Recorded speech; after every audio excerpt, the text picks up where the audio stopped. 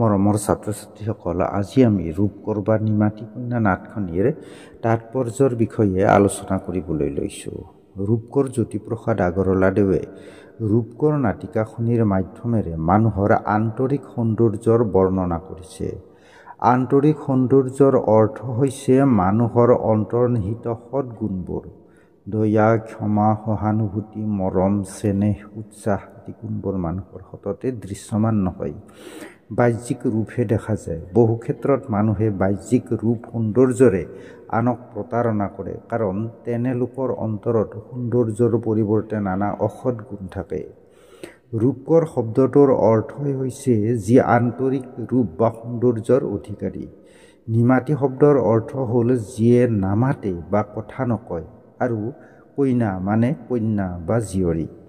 ৰজা সবিতাপ্ৰিয়ৰ একমাত্ৰ ৰূপে গুণে অতুলনীয় কন্যা নিমাতী। তেওঁ জন্মৰ পৰাই কথা কোৱা নাই, কিন্তু তেওঁ বোবা নহয়। উপযুক্ত পাত্ৰ নোপোৱা বাবে তেওঁ গাভৰু বয়সলৈকে কথা কোৱা নাই। শেষত ৰূপকোঁৱৰৰ সান্নিধ্যলৈ আহি নিমাতীয়ে কথা ক'বলৈ আৰম্ভ কৰিলে। ৰজা সবিতাপ্ৰিয়ৰ লগতে ৰাজমহলৰ সকলো ব্যক্তিয়ে নিমাতীৰ মাত ফুটাবলৈ অনেক চেষ্টা কৰিছে যদিও বিফল হৈছে। কোনেও নাজানে নিমাতীয়ে দৰাচলতে কি বিচাৰে। ৰাজমহলত একোৰে অভাৱ নাই, অথচ নিমাতীয়ে কথা নকয়। ইয়াৰ তাৎপৰ্য হৈছে ধন, সম্পদ, ক্ষমতা আদিয়ে কাৰো অন্তৰত মানৱীয়তাৰ জন্ম দিব নোৱাৰে। ইয়াক প্ৰতিগৰাকী ব্যক্তিয়ে নিজে উপাৰ্জন কৰিব লাগে। সবিতাপ্ৰিয়ই নিমাতীৰ যিজনে মাত ফুটাব পাৰে, তেওঁৰ সৈতে নিমাতীক বিয়া দিয়াৰ লগতে অৰ্ধৰাজ্য প্ৰদানৰ প্ৰতিশ্ৰুতি প্ৰদান কৰিলে। সেয়ে দেশ বিদেশৰ পৰা অনেক প্ৰতিভাশালী লোক নিমাতীৰ মাত উলিয়াবলৈ আহিল।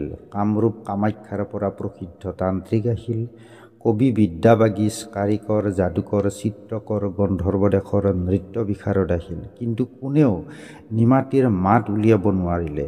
জাপান, চীন, আৰৱ, পাৰস্য, ইউৰোপ, আমেৰিকা, মিছৰ, জুলু আদি বিভিন্ন দেশৰ পৰা বিশেষ দক্ষ ব্যক্তি আহিল যদিও সকলো ব্যৰ্থ হ'ল।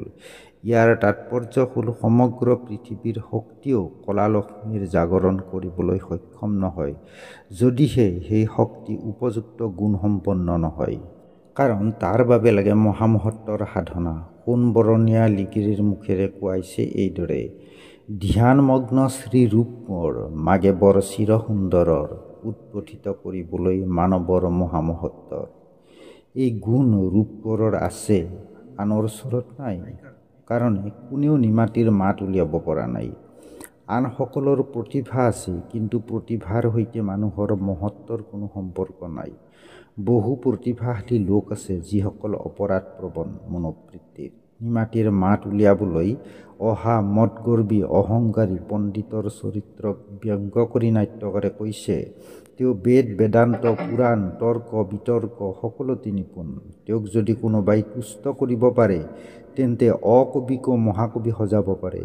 মূৰ্খয়ো কবিতা লিখি যদি তুষ্ট কৰে, টীকাব্যাখ্যা অন্বয়েৰে কৰি সমন্বয়ে, তাকো মহাকবি পাতি উপজাব পাৰে এও বিশ্বৰ বিস্ময়। নবীন প্ৰবীণ লিখকৰ ত্ৰাসস্বৰূপ এইহেন মহাপণ্ডিতকো নিমাতীয়ে কোনো গুৰুত্বই নিদিলে। বিজ্ঞানী, পণ্ডিত সকলোৱে মিলি যেতিয়া নিমাতীৰ মাত উলিয়াব নোৱাৰে বুলি ঘোষণা কৰিলে, ৰজা সবিতাপ্ৰিয়ই তেতিয়া নিমাতীৰ মাত উলিওৱাৰ সকলো আশা পৰিত্যাগ কৰি দুৰ্ভাগ্যৰ ওচৰত আত্মসমৰ্পণ কৰিলে। এনে সময়তে ৰূপকোঁৱৰৰ আগমনে নতুন আশাৰ সঞ্চাৰ কৰিলে। বাহ্যিকভাৱে তেওঁ অপৰিষ্কাৰ, কাপোৰ কানিৰ থান ঠিক নাই, কিন্তু তেওঁ যি অমৃত বৰ্ষা গান গায়, তাক শুনি ৰাজদৰবাৰৰ সকলো স্তব্ধ হৈ পৰে। ইয়াৰ তাৎপৰ্য হ'ল আন্তৰিক সৌন্দৰ্য তৎক্ষণাৎ মানুহৰ দৃষ্টিগোচৰ নহয়। বাহ্যিক সৌন্দৰ্যহে সকলোৰে চকুত পৰে। আনৰ সৎগুণক বুজিবলৈ নিজৰো সৎগুণ থাকিব লাগিব। জোনাকী কাৰেঙত বাস কৰা ৰূপকোঁৱৰক বৰাগীভাতে নিমাতীৰ মাত উলিয়াবলৈ নিমন্ত্ৰণ দি আহিছিল। তাৰেই আঁত ধৰি ৰূপকোঁৱৰে সবিতাপ্ৰিয়ৰ ৰাজকাৰেঙৰ বাহিৰত নিমাতীক উদ্দেশ্য কৰি গীত গাইছে এইদৰে: জাগা জাগা নক্ষত্ৰৰ প্ৰভাতে প্ৰভাতে, হাহা সকলো সন্ধিয়াৰে ভুৱনে ভুৱনে বিয়পি। ভিক্ষাৰীৰ বেশেৰে প্ৰৱেশ কৰা ৰূপকৰক আচাৰ্য সমন্বিতে সকলোৱে নানা তিৰস্কাৰ অপমান কৰিলে আৰু এটি গান গাই ৰূপকৰ উভতি যাবলৈ উদ্যত হ'ল। জাগা অভিনৱ ছন্দে মৌন মুগ্ধ যত শব্দ কমল দল কণ্ঠে কণ্ঠে অৰবুদ বৃন্দে জাগা অমৃত সুৰবাণী পৰমানন্দে। গান শুনি সকলো চমকিত হ'ল। সখীয়েকসকলৰ সৈতে নিমাতীয়ে ব্যাকুল হৈ ৰাজসভাত উপস্থিত হ'ল আৰু ৰূপকৰলৈ তন্ময় হৈ চাই থাকিল। বিন বৰাগীৰ ছদ্মবেশেৰে অহা ৰূপকৰে ভিক্ষাৰীৰ বেশ পৰিত্যাগ কৰি প্ৰকৃত ৰূপ ধাৰণ কৰিলে আৰু কণ্ঠত পৰিধান কৰা সাধনা কমলৰ পাহি ছিঙি ছিঙি নিমাতীৰ গালৈ ছটিয়াই গাবলৈ ধৰিলে জাগৰণৰ গীত। জাগা অভিনৱ ছন্দে কণ্ঠে কণ্ঠে মৌন মুগ্ধ যত শব্দ কমল দল অৰ্বুদ বৃন্দে জাগা অমৃত সুৰবাণী পৰমানন্দে। সাধনা কমলৰ অৰ্থ হৈছে সাধনা অবিহনে মনুষ্যত্ব, কলা, সৌন্দৰ্য, সৃষ্টিকাৰ্য আদিৰ কেতিয়াও বিকাশ নহয়।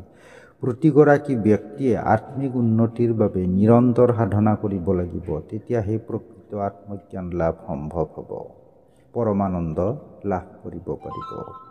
এয়া আছিল নিমাতী কন্যা নাটখনিৰ তাৎপৰ্য।